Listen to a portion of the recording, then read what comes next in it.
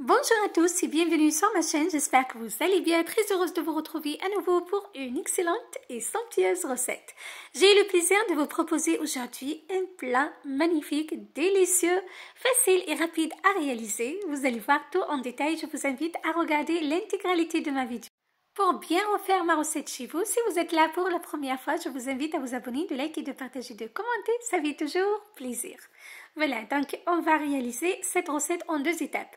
La première étape, la préparation des boulettes donc à base de chou-fleur et de viande hachée.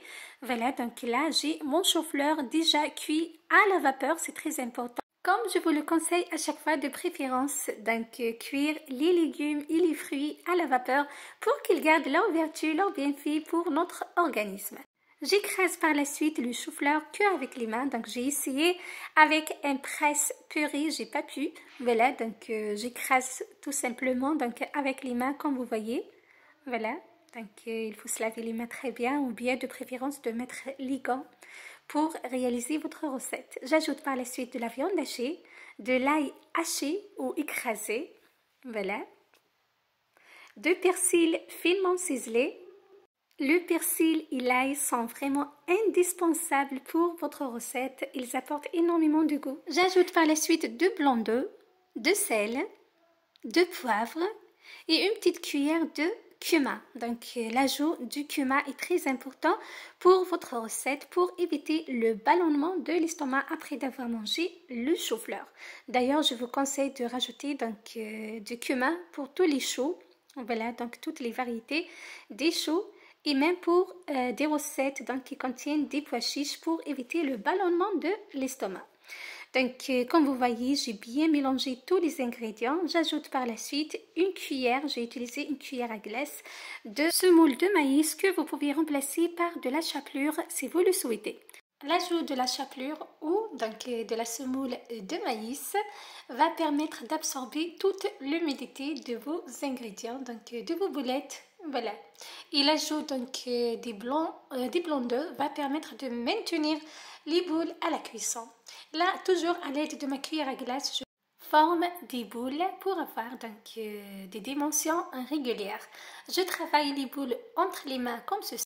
Je dispose par la suite dans une assiette jusqu'à l'épuisement de ma préparation. Je procède directement à la friture de mes boules. Donc l'huile, j'ai utilisé de l'huile végétale, elle doit être bouillante comme vous voyez. Voilà, on va frire toutes les boules. J'ai utilisé une petite casserole. Voilà, donc vous pouvez les frire dans une friteuse si vous le souhaitez, c'est à vous de voir. Voilà. Une fois les boules sont bien frites, je vais les mettre donc dans une poêle. J'ai utilisé une crêpière bien beurrée, voilà, pour avoir une très belle coloration.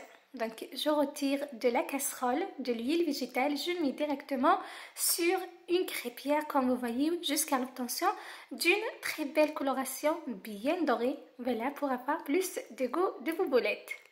Je réserve les boulettes bien dorées, je passe directement à ma deuxième préparation. Dans mon wok, j'ai mis 3 feuilles donc, de laurier ainsi que 3 gousses d'ail bien écrasées.